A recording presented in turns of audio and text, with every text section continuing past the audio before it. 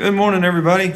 It is time to take care of the cows this morning, and we're going to talk a little bit about rain, snow, and dealing with wet conditions.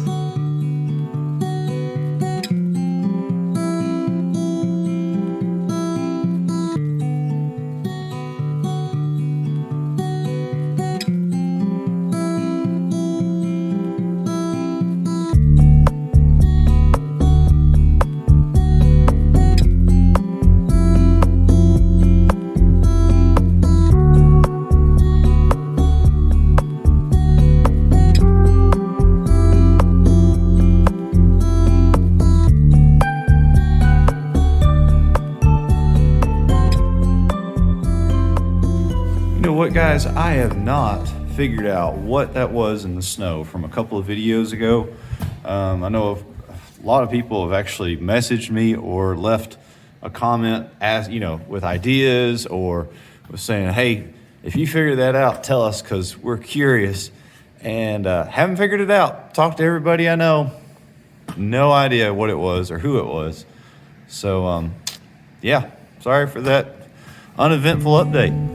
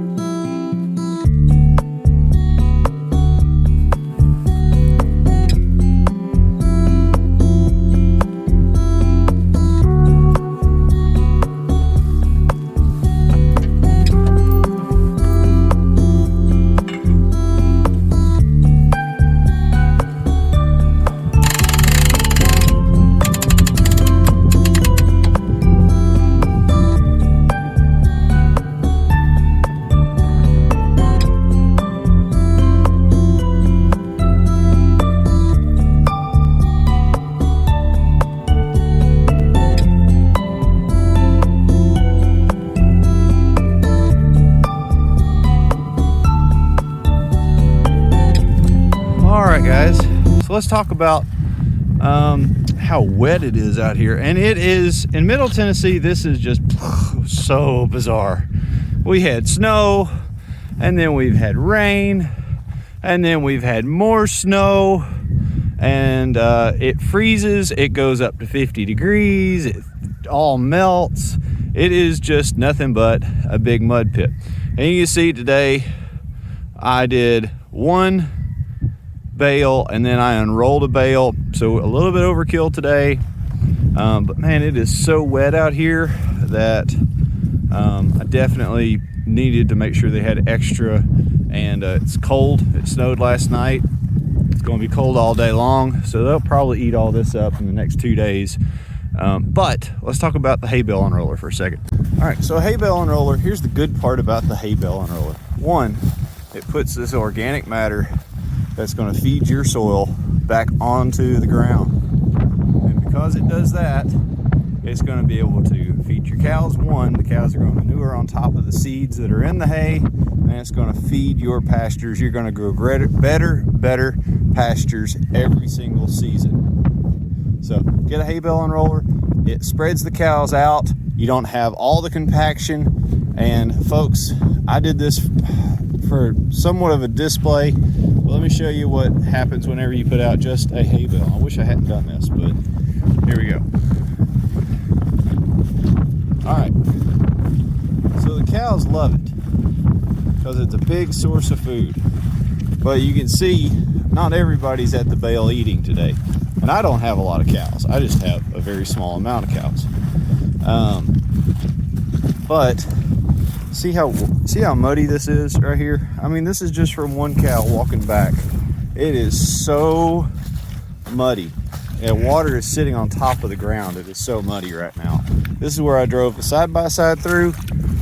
I mean, just sopping wet mud. And this is not what you want. But if you are going to feed a hay bale, try to put it on top of the hillside.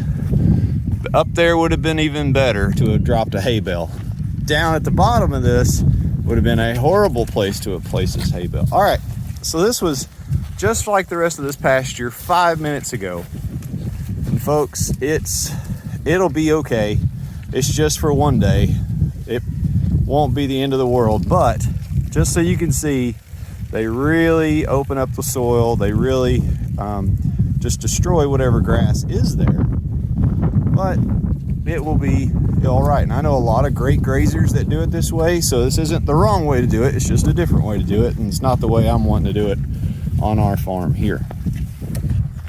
All right, so another way of doing this is, well, not another way. The second tip I would have for you is to move your cows more often.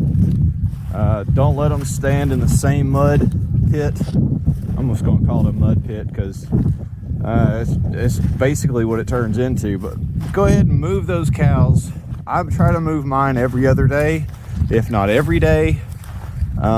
I give them a really big paddock, and then I'll skip a day so I can get other work done on the farm. But try to move them more whenever you have the smaller, when you have so much water in your soil that it's making just destroying your soil quality.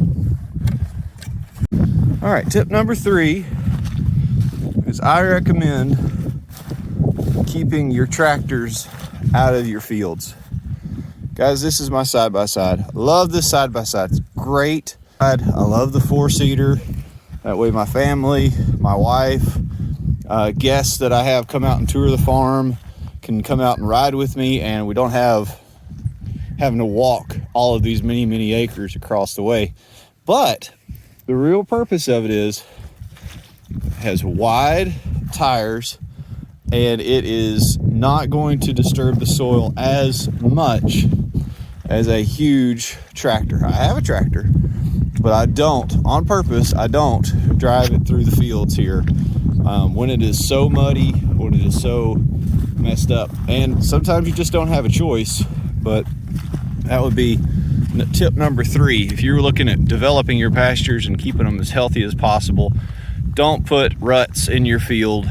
You know, yeah, I've got tracks, but they're not deep ruts where they're mired up and clay sitting on both sides of the tire tread. You definitely want to do that.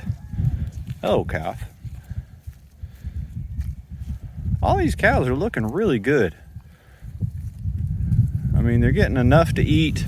Yesterday, I didn't feed hay. I did put them in a very large paddock, and they had more than enough grass to eat on. And it looks like they did really well on that yesterday. And it's good to have that stockpile forage. But yeah.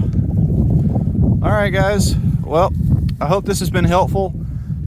Go out, buy you a couple of cows, get started today. And if you're interested in this sort of thing, you'll definitely enjoy it. There will be hard times, but that's just part of life. And I've enjoyed it more than I ever thought I would. I thought I would do it kind of as a, I don't know. I just thought it would be an enjoyable thing to do, but it wasn't nearly it was more enjoyable than I ever anticipated it to be. All right, guys. Thank y'all for watching, and y'all have a great one.